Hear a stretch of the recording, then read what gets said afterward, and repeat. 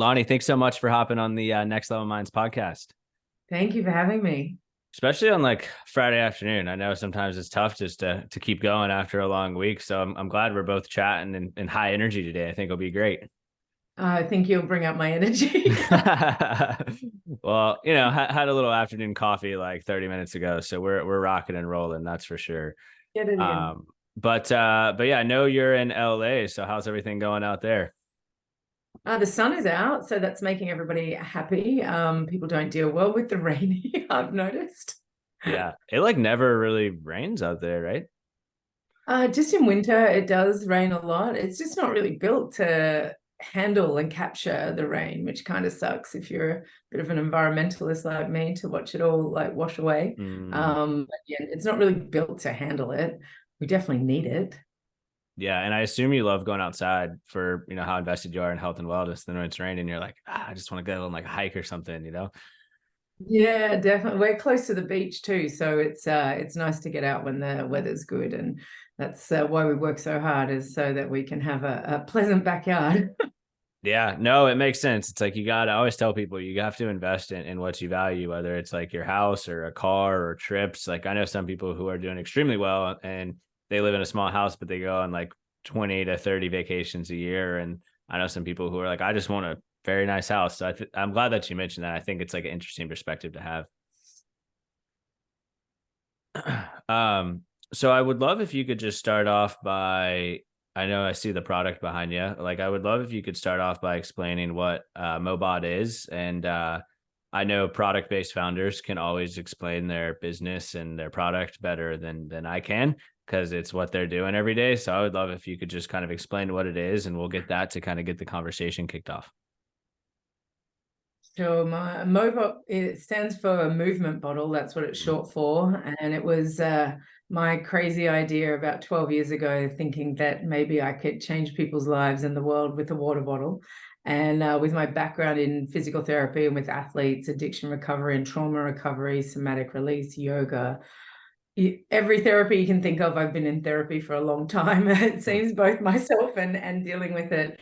I noticed a couple of things that were simple, healthy habits that really helped change people's lives, which was keeping up with like daily needs of hydration and also muscle recovery, tension release, stress relief. So Mobot is a foam roller and a water bottle in one. So all the nubs and the design of it is to act like the thumb pressure from a therapist when you're digging into those trigger points to release those so you get better range of motion, circulation, and stress relief. So so you said 12 years ago, right? You've been working on this? Yeah. Yeah. Yeah. So I'm always interested to hear like where these ideas come to life. Like, were you just in the gym one day and you're like, I'm thirsty, but I'm also sore? Or like, how did that kind of come about? I mean, I think I was in the gym every day thinking that for Yeah, many yeah, years, yeah. especially I grew up playing rugby and barefoot water skiing and doing crazy things. So I was always injured, technically. So I had my own injuries I was always dealing with, and then went into sports therapy and that to help others. But I'm actually excuse intolerant. So this one particular day, I was treating a lot of CrossFit athletes at a big event, and everybody was just talking about, oh, I couldn't fit my foam roller, I forgot my water bottle, I couldn't fit my shoes. I have so much gear, and a lot of people aren't able to check in their luggage when they travel, particularly athletes.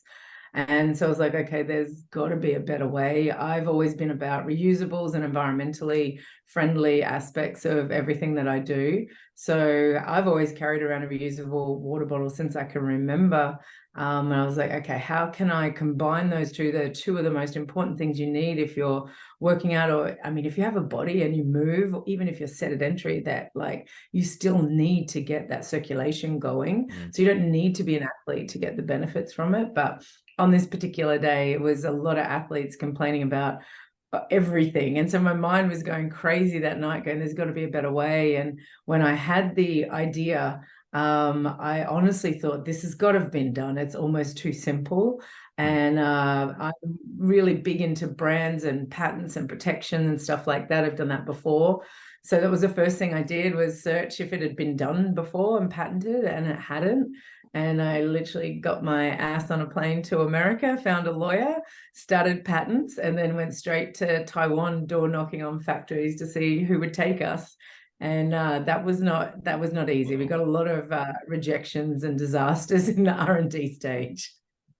Wow. I love that you just kind of ran with it and you're like went to America, met the patent lawyer, and before you talk about Taiwan, like I would love if you could talk about kind of the risk because I feel like there's a lot of I want to say future entrepreneurs maybe is the best word that's like have a business idea, but they're just like scared to take that risk that you did.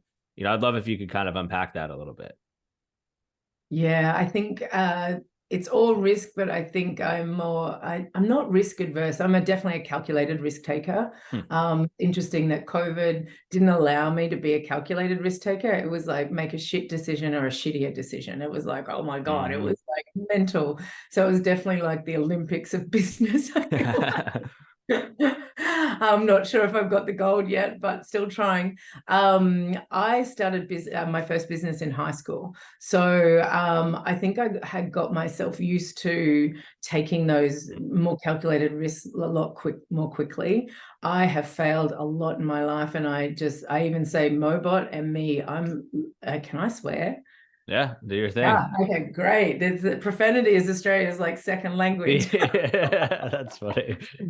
So I'm an evolution of fuck ups, and even my product is an evolution of fuck ups. And to be able to be proud of that, and that is that first step, and knowing that you need to fail forward, and it's gonna hurt at first if it's your first time, financially with relationships with employees and everything like that. Your first few definitely you feel like you take quite a big hit.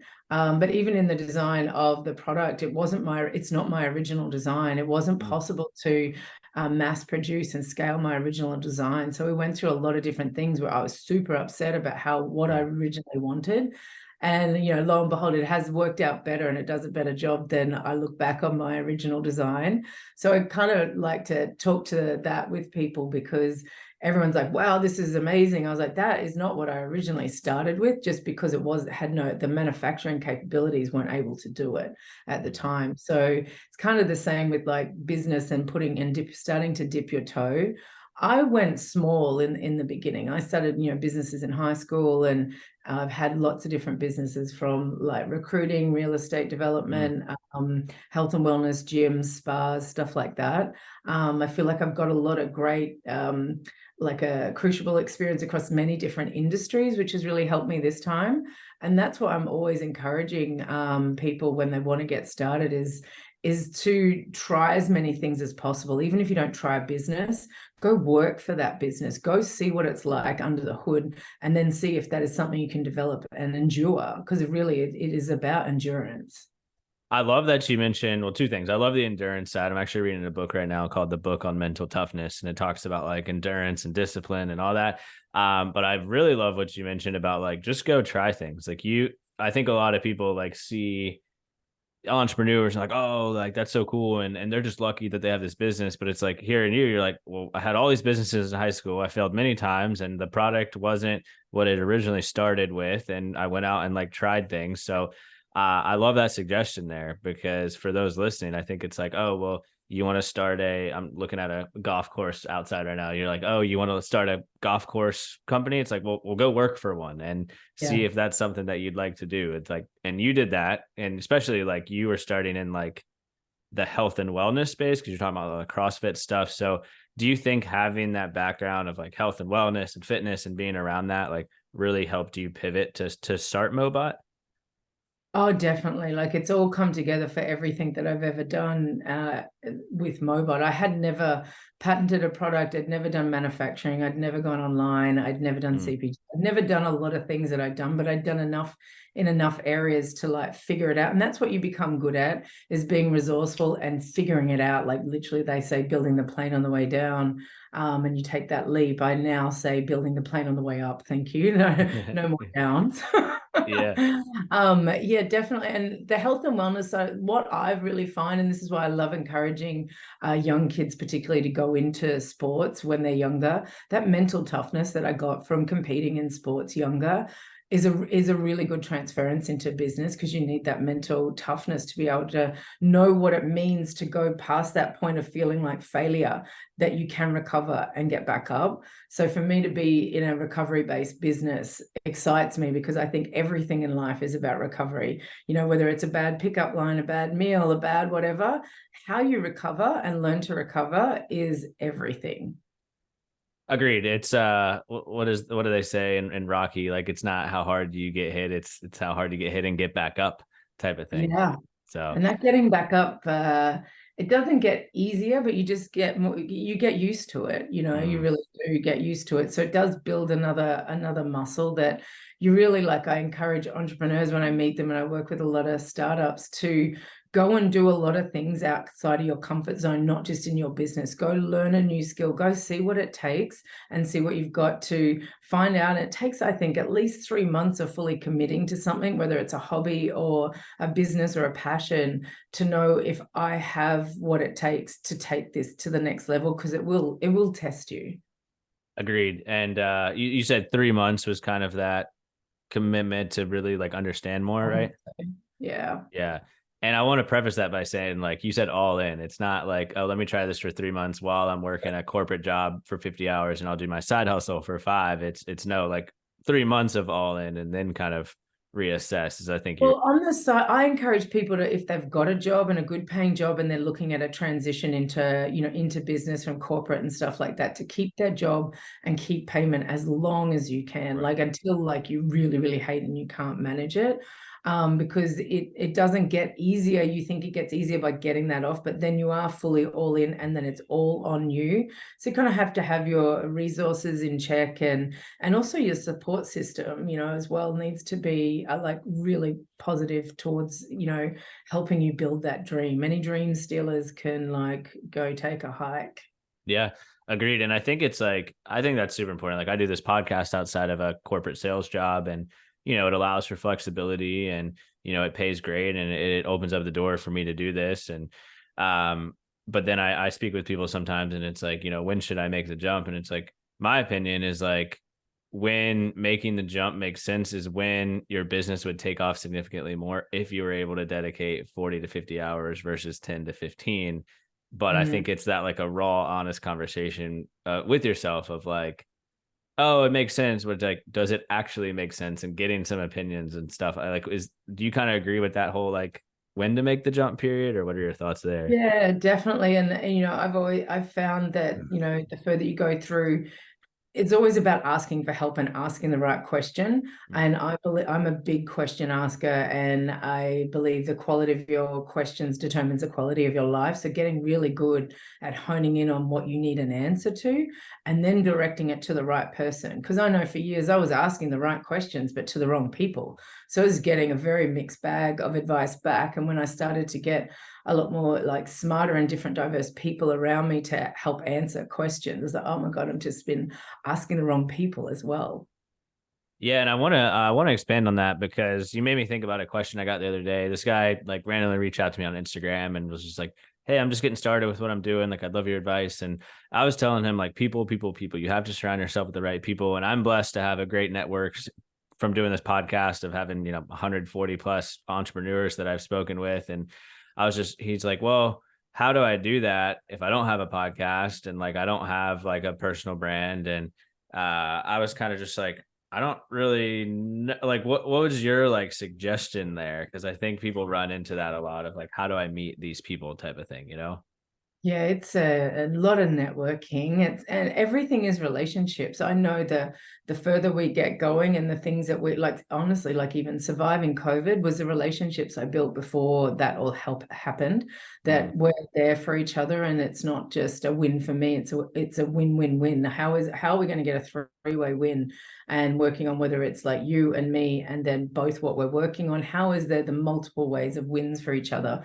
And that doesn't always look like money straight away. It doesn't always look like what people think they want it to look like. But I do believe in investing time in people. And I've always found myself not just going to network in the industry I'm in. for me, it's exciting to meet people, and I love hearing stories and what people are up to, from, jumping out of planes to like teaching yoga down the road to like, helping kids in schools and stuff like that, picking up plastics. Like, I think it's all fascinating and exciting. And I think going into everything with a curiosity, and for me, it's an awe at the human behavior, and how we evolve and what we can do together. I think when you go in with that curiosity, it leads to an openness of a relationship, rather than going in, I want something from you, you probably want something from me, let's have like an exchange in that way. Mm. It's kind of more like, who are you? How can I help you? More so, how can we become better together?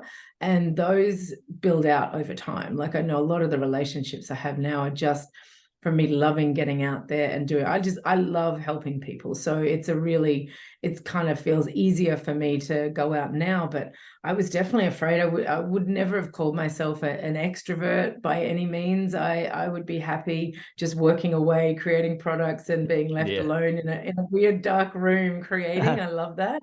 But that wasn't what my business entailed at the time. People tell me about it, talk to me, sell it to me, show me how to use it. And so I had to really come out of my shell. And it's an interesting, I'll segue into this like quickly, because I'm really passionate about it.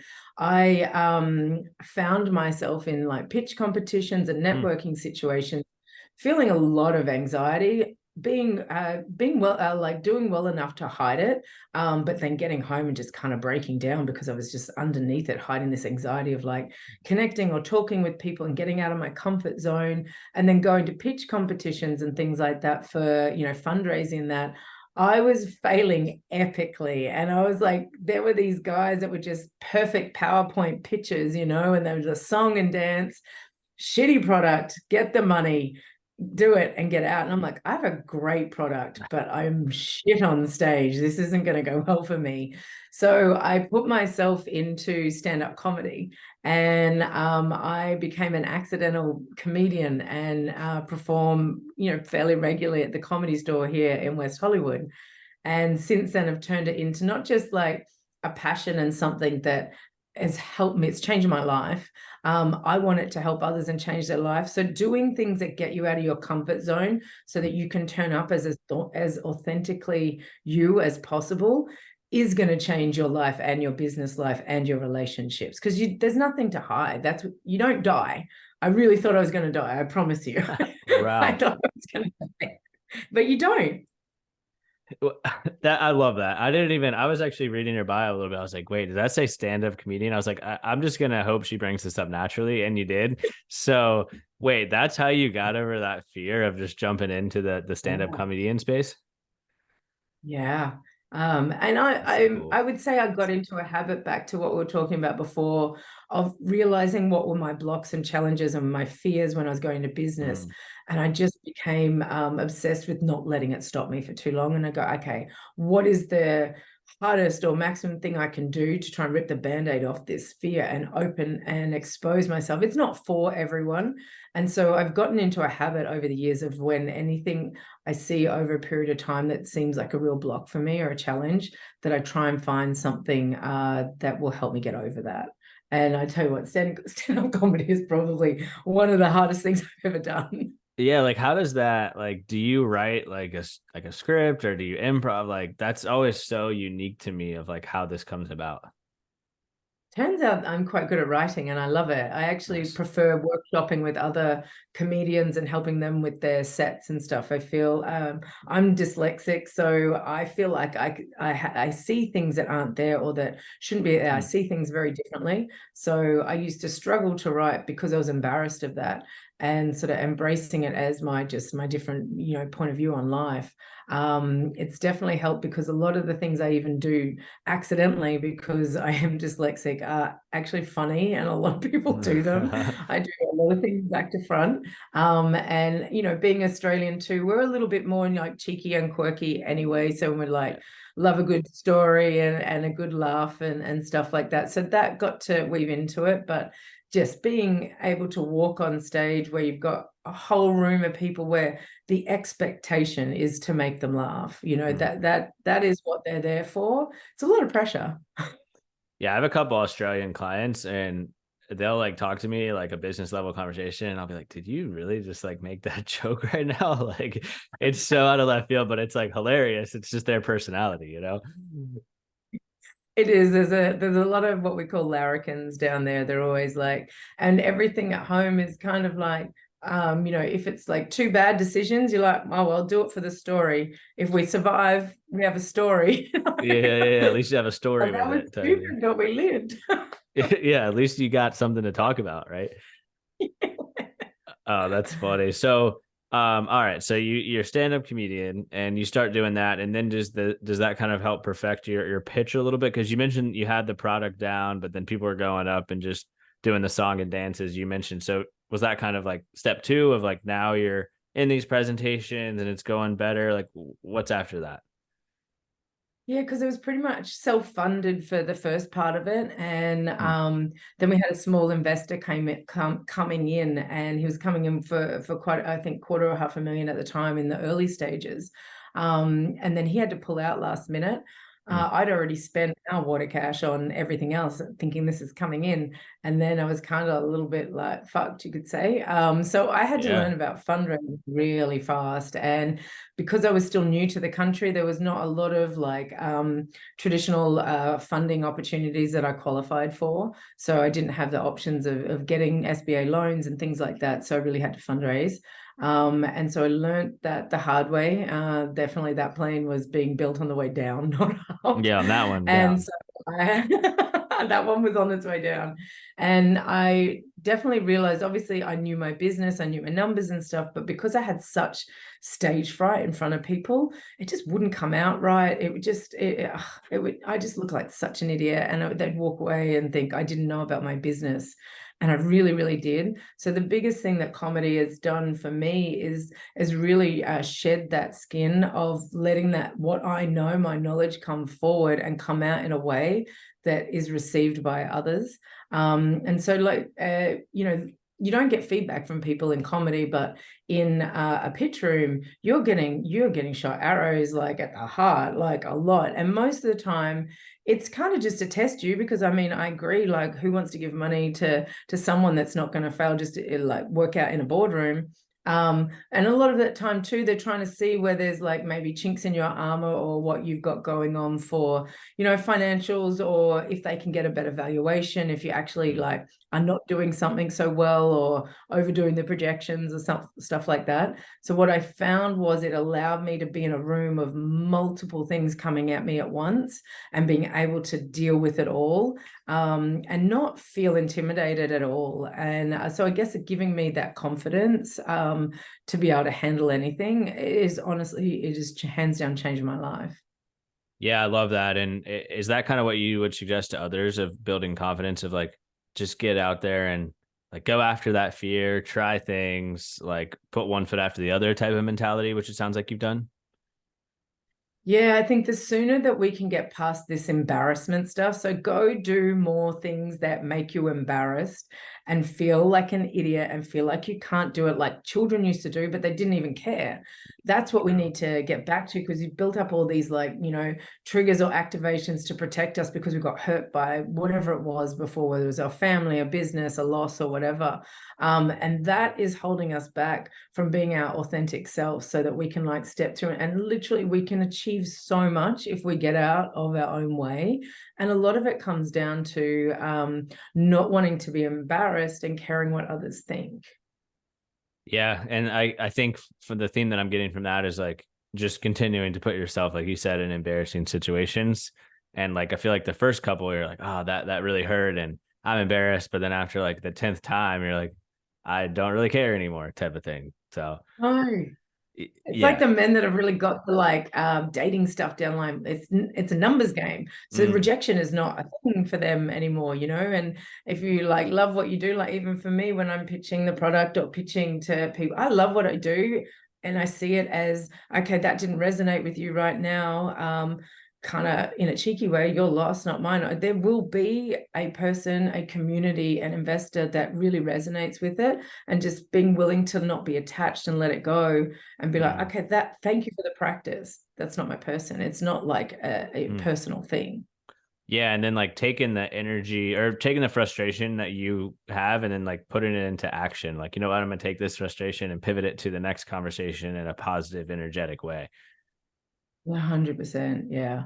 So I wanna shift a little bit to like more of the health space, and then we'll close out with a little bit more business stuff. But I see you drinking water right now. Let's go. That's good to see. You're living by Always. your product, which is even better.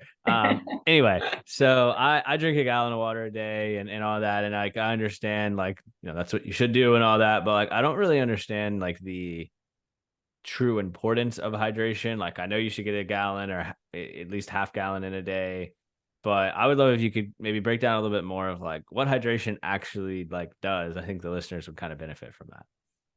Yeah, definitely. I mean, one of the, I think, top search terms is like, how much water should I drink a Mm. day? I think what people are not recognizing or understanding or aware of is that most people are starting from a deficit. So in America, more than 75% of Americans are chronically dehydrated. So it's almost Wait, like it's not just about, 75%? Oh yeah. my gosh, that's crazy. But they're starting from a behind point already, so they're trying to play this catch up game. And I'm always like, you're not a camel, and water needs to be a pre-game. After a big night of drinking, you don't have your water after. Be hydrated all week, have a Mm. big night of drinking, and then get back on the train again. But they're already starting from a deficit of like caffeine, pain pills, medication, sugars, sweating, exercise, all these things that dehydrate us. And there's certain foods in that you can eat that hydrate you as well.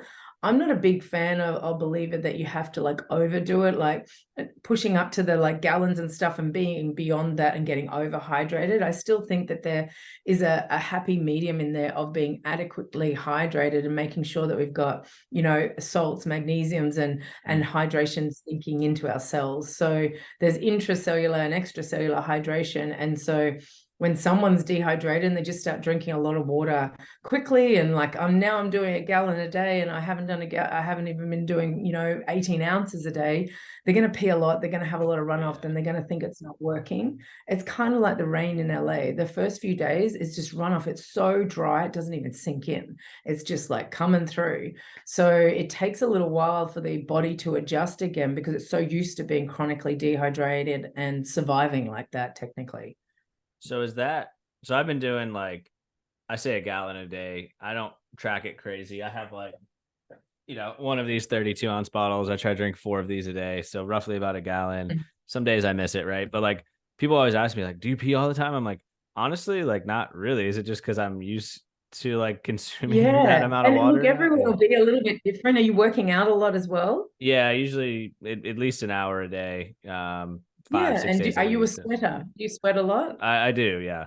So Yeah, yeah. that's And probably like if you're all the doing equation infrared there. saunas and stuff like that. So Yeah. as long as you still feel good about it, I think it's challenging when you get to the stage where, oh my God, I'm dry, I'm thirsty. It's Yeah. like, okay, we're too far. We don't want to get to that point. What are your thoughts on like creatine? Because I know that makes you have to drink a ton of water. I love creatine. Yeah, because I take 5 grams a day, but I'm like always super thirsty. But I'm like, is it like making you more dehydrated? Like, what does that kind of Well, look I like? mean, if you're from a balance point, it's all about sort of balance and, looking at what we're doing to dehydrate us. And that's going to change day to day as well, depending on our stress levels, even depending on where we live. Like we're in a drier climate over here. True. That really affects your hydration and stuff like that as well. I always have like a Celtic or some sea salt or some salt with Oh me. yeah, yeah, yeah. And if I'm feeling like I get a sugar craving or dehydrated or flying, I literally take a little flake and put it under my tongue because that's the most absorbable and get it straight into my system to make sure when I'm hydrated that I'm actually absorbing it and using it as well. Yeah, we just got some like the electrolyte powders or whatever. And I love doing those in the morning. Like I can actually tell a difference from like honestly like a cognitive standpoint. I've done some research of like if you're having brain fog, that can be like you're really not getting enough magnesium and salts and electrolytes and stuff. So I think all that's like super interesting.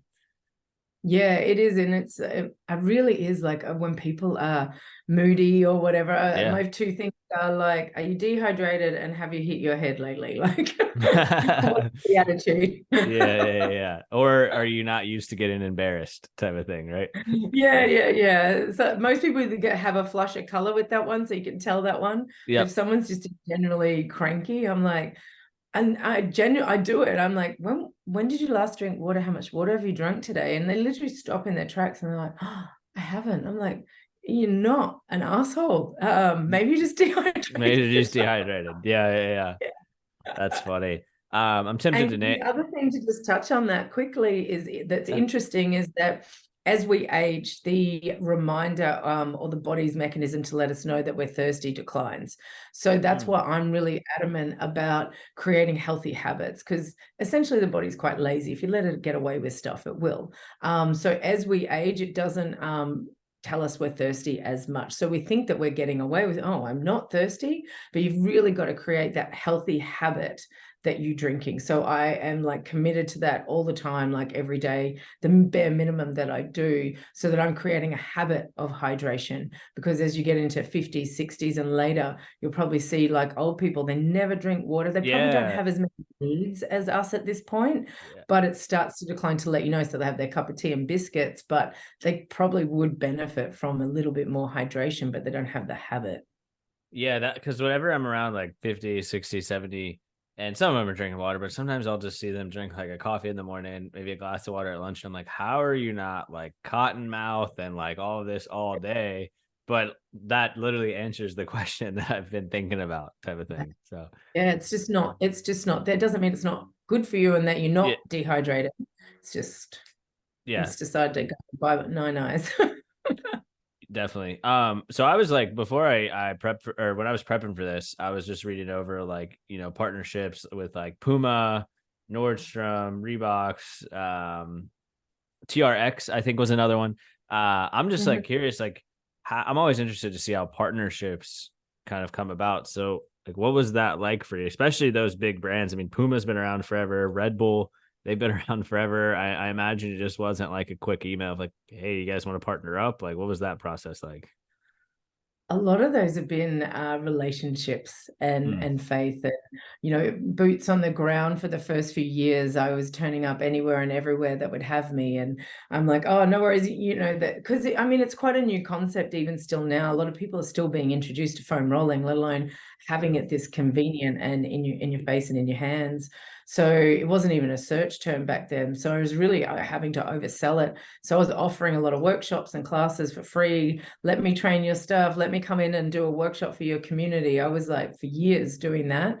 Hmm. And I think that I ended up with a lot of athletes, and having an athlete background and working with athletes, I got in with a lot of the USA team sportsmen and stuff like that, water polo, rugby, and those connections started to move around. And luckily for me, created such a unique and needed product so well that word just spread. So we were really, really lucky in that.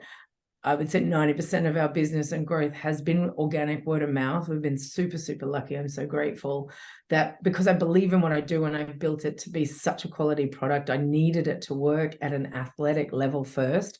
And then I proved that and then went down from there. That really, really helped a lot. And a lot of them would be like, hey, I saw your product at here and I really love it. Can we get it? Can we get it? Can we get it? So for many, many years, we did no outbound. Wow. It And it just was, all came organically. yeah.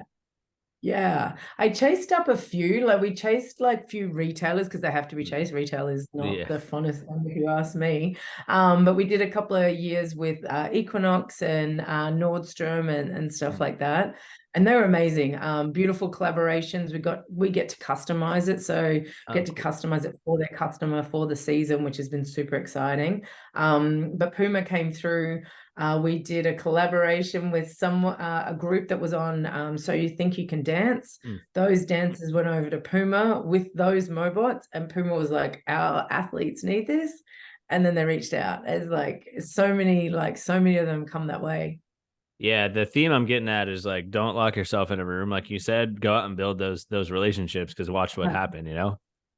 Yeah, and be open to swing with change. Like I had an Hmm. idea of what I wanted, but I wasn't set on it. And we were in everything from, museums to or LAX to studios to coffee shops.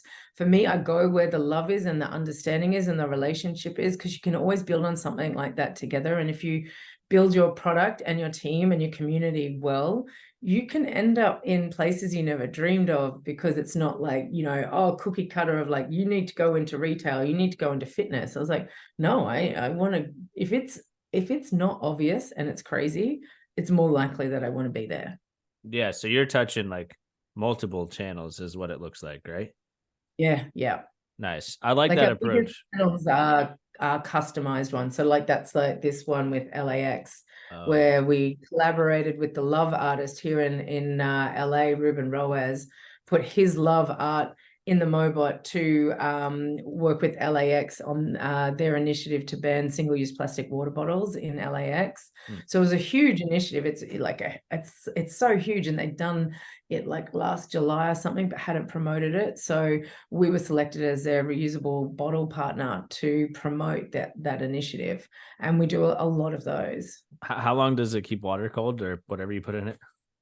So it's not a double wall thermos. It's not something, it's interesting. Before I came to America, and it's such a big thing here, it's not that Nice. much bigger in the rest of the world. And we don't drink a lot of cold water. We don't think that it's good for you. So keeping it that cold for that long, no one really cared for it.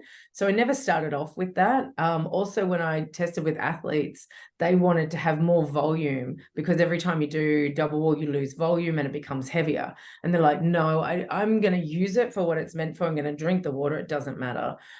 We will be coming out with a double wall one later this year, but it's probably with the foam on it, maybe 4 hours. Oh, that's plenty if you're getting in like Right. a half gallon to a gallon. You're crushing one of Yeah. those in like an hour and a half type of thing. Yeah. I mean, if you're in Yeah. the desert, I can't help you, but Yeah.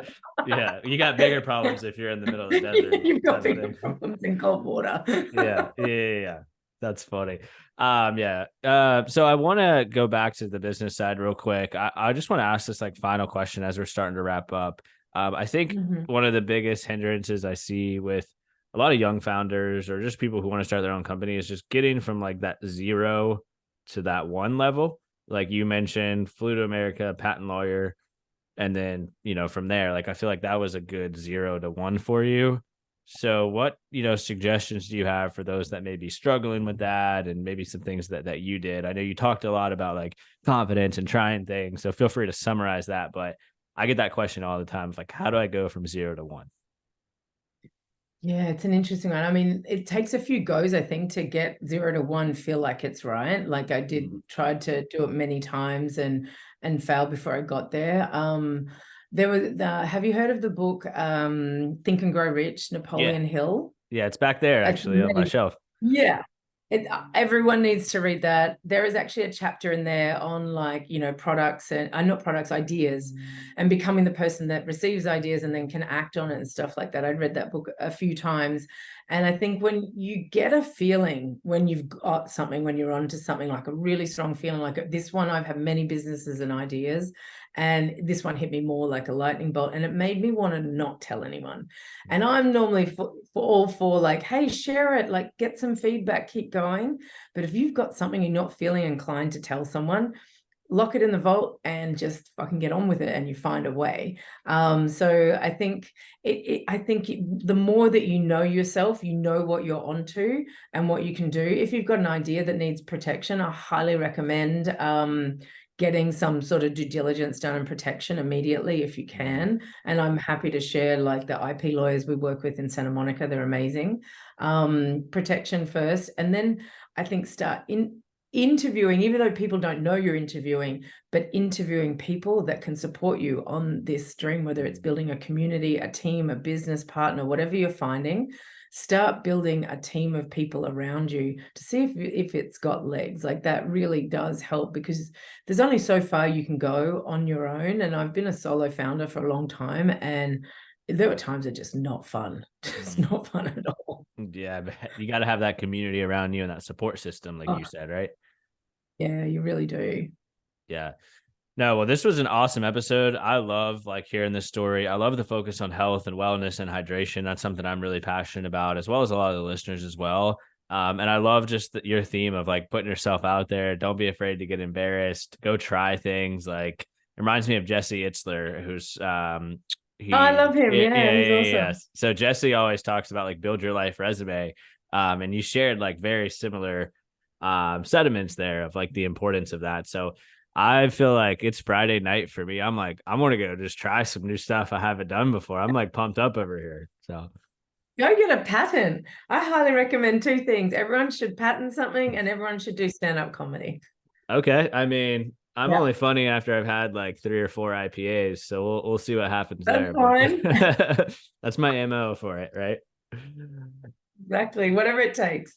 Right, right. Well, hey, thanks again for hopping on the Next Level Minds podcast and keep it up with Mobot. I love what you're doing. Thank you so much. Have a great evening.